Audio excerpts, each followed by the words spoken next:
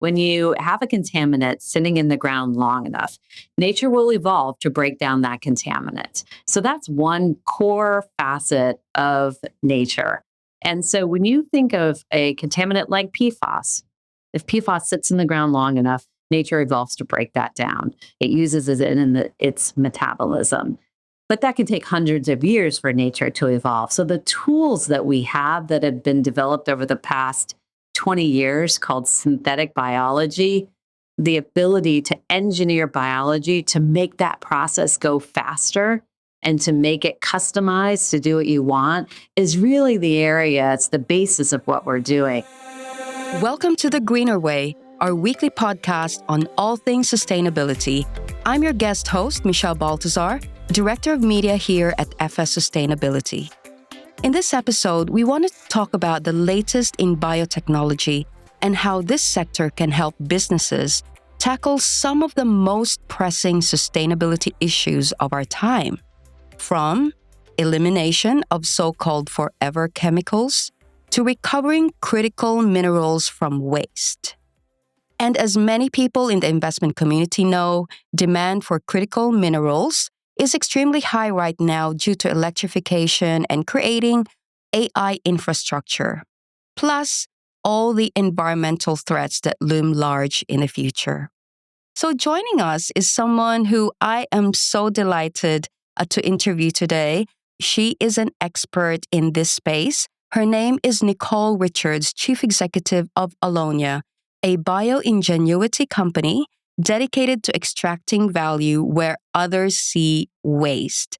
So I know that on your website, Nicole, you talked about saying there's no such thing as waste. Everything can be recycled, or at least create a world where there is no pollution. So absolutely love that.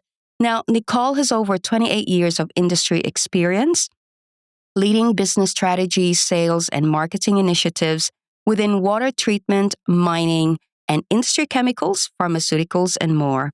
She was also the formerly head of strategy, growth, and M&A at DuPont Water Solutions and global director at Solvay. Nicole, welcome to The Greener Way. Thank you. It's a pleasure to be here. Thank you for having me on.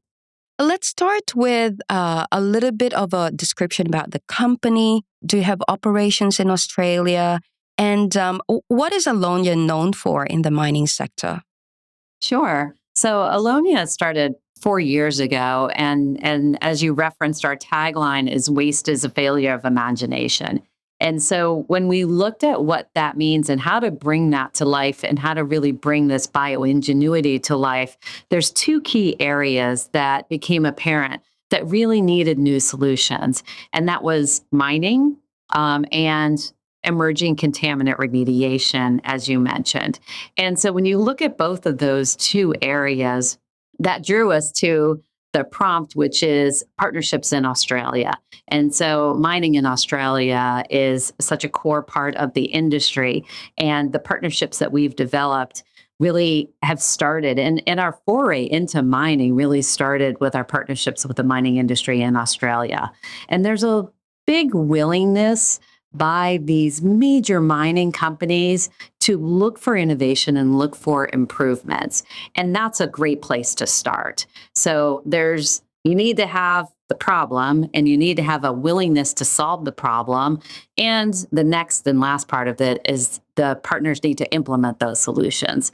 And so when we look at mining and we look at what is being done in Australia, we think that that is a good intersection for what our solutions bring to bear.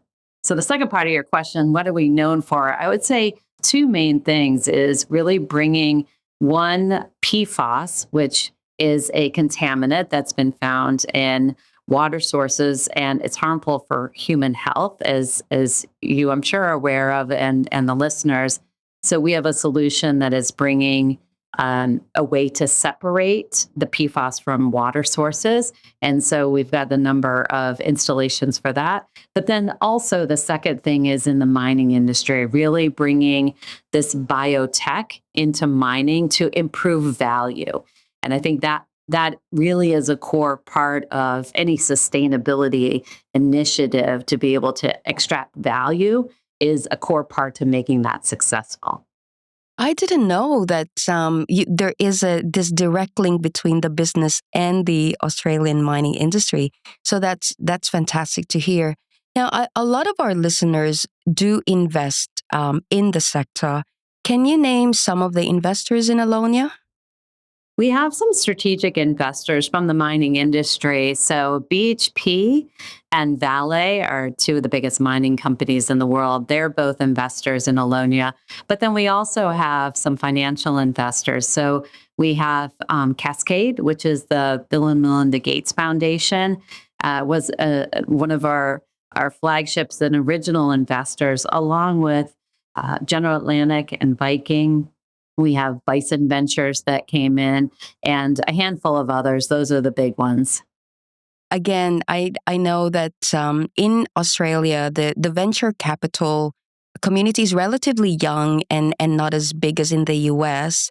And it's exciting to hear that a biotech company like yours have the backing of a fund like Bill Gates backed fund. So you mentioned that the company was founded 4 years ago. Now, what's the latest? Can you tell us more about your products or what's the latest developments? So, what we're really excited about is what we're doing in the mining industry. And I'd say the mining industry is excited about it as well. And one of the key areas, and you mentioned this earlier, is to remove value from waste. And just to maybe put this into perspective, when you think of the mining industry, the amount of earth that is removed to extract your desired metal is tremendous. So 1% on average of what you're digging out of the earth is what you actually want, 1% of that. So you think 99% is not what you want. That's insane. And so we look at that and we say, okay, how can we do more with that? Because you think about the energy that goes into this production and the water that's used and all the resources. And so when we look at that, we say we can do better. We can take that and we can remove some of that waste material and upcycle it into other things. So there's a big benefit to being able to do that for the miners who are already using all these resources. So how can we do that better and how can we remove more value from that? The second part is we've got waste streams out there, either in things that are called acid mine drainage or mine impacted water. So this is the water that's the runoff from that's being used in the mining industry. And you mentioned critical minerals or critical materials.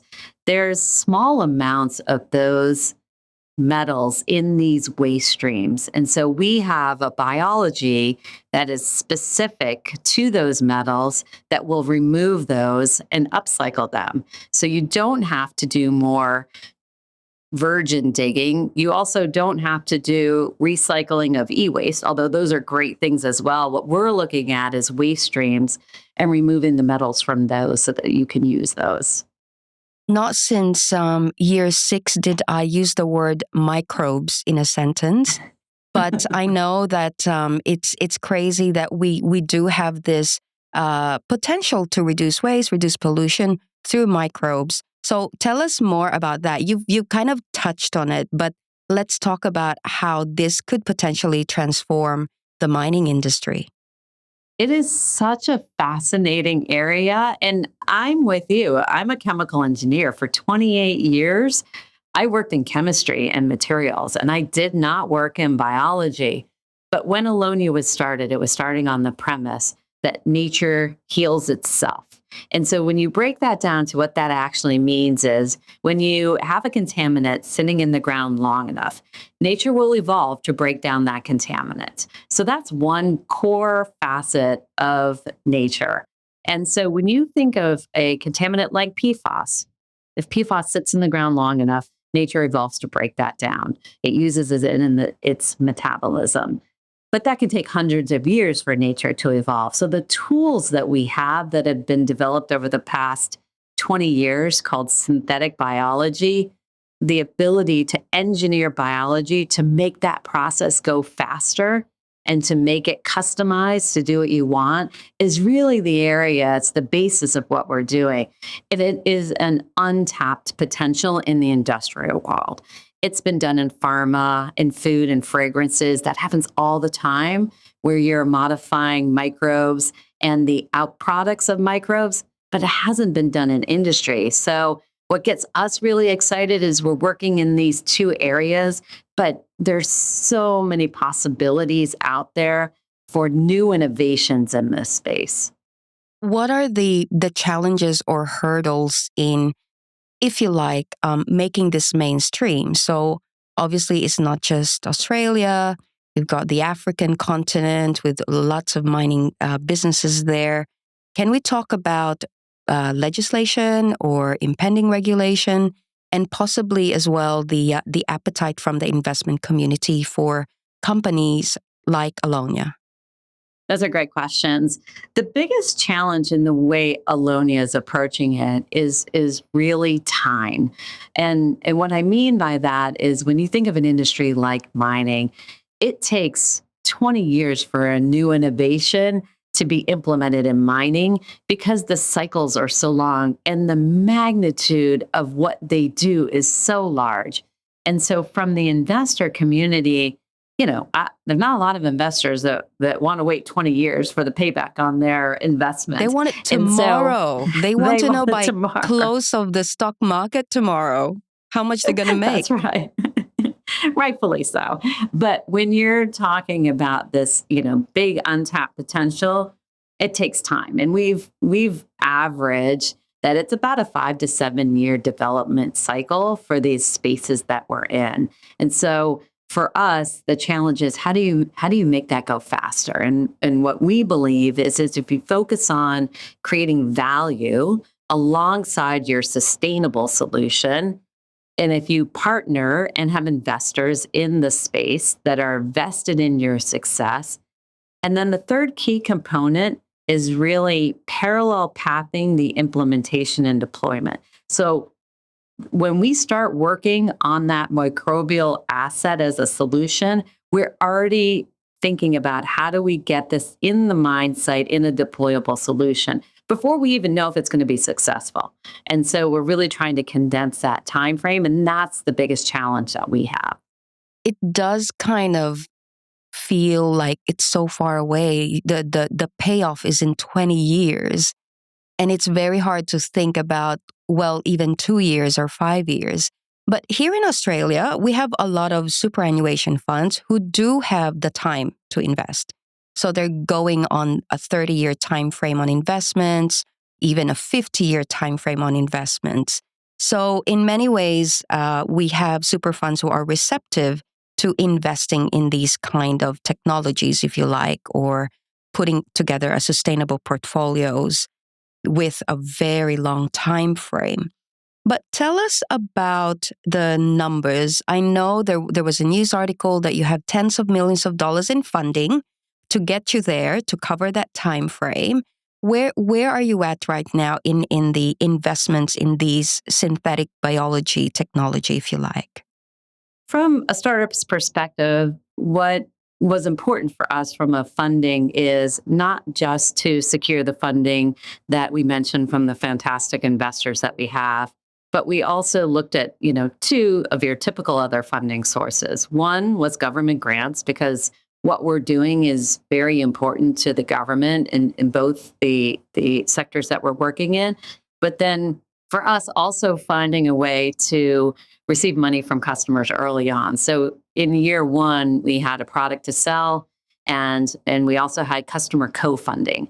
And that's a core part of us making sure that the customers that we're developing solutions for are vested in that. And what's typical in our industry is if they're paying for part of the development, then you have buy-in because they've got some skin in the game.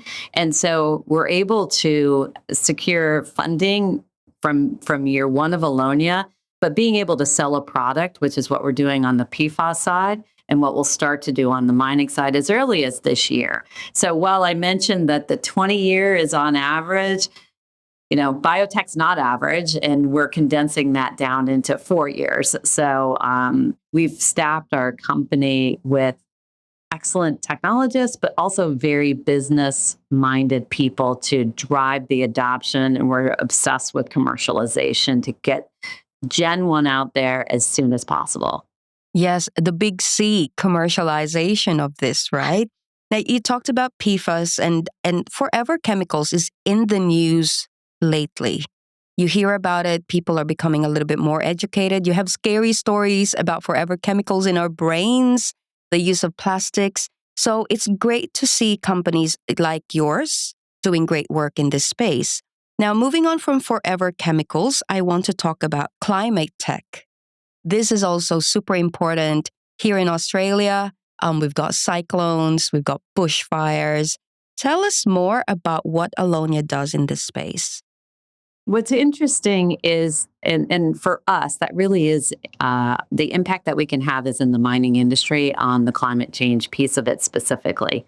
And so the first project we worked on, a customer brought it to us, and their whole goal was to reduce greenhouse gas emissions, scope 3 emissions reduction. And so what we found is that if you can remove, going back to that mining process, and when you're mining the process, if you can remove impurities from the process of mining, it goes to smelting. And in smelting, you're burning, and you're burning off those impurities that goes into greenhouse gas. So if you can remove impurities before it goes into your smelter, you can make a significant difference in greenhouse gas, as an example. And so what we found is that our solution can remove those impurities.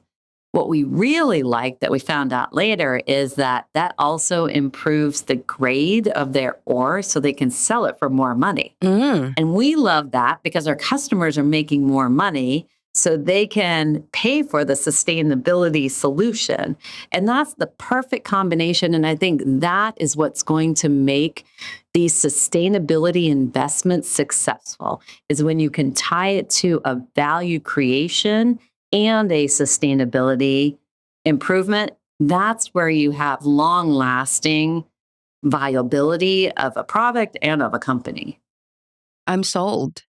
Why not, right? So it's a win-win for both the business and also for the environment, which is always that elusive thing that all businesses kind of aspire to do. Now, anything else you want to share with our listeners on why it's important to look at the biotech space and how it can be an amazing kind of addition to a sustainable investment portfolio? What I really want people to know is that the waste problem that we have is solvable. There are tools that have never been available before that are available now to solve these problems. So I see a lot of hope in the future solutions, and there's reasons behind that. I mean, I've been in these industries for decades, and I've never been as hopeful as I am today about solutions that exist and that are possible to solve these problems. And Allonnia is excited about it, but it really is more about Allonnia. It's about this biotechnology platform that is enabling these solutions. That is very exciting. Well said. Unfortunately, we've run out of time, but I would love to have you back again, and we'll talk about all things microbes and impurities, Nicole. But once again, thank you for joining us. Thank you. It's been a pleasure to be on. I appreciate it. This is Michelle Baltazar for The Greener Way. Thank you for listening. The Greener Way podcast is a product of FS Sustainability. All information in this podcast is for education and entertainment purposes only. It is not intended as a substitute for professional, legal, or tax advice. Before making any financial decisions, you should read the product disclosure statement, and if necessary, consult a licensed financial professional. For more information, head to the disclaimer page on the FS Sustainability website. fssustainability.com.au.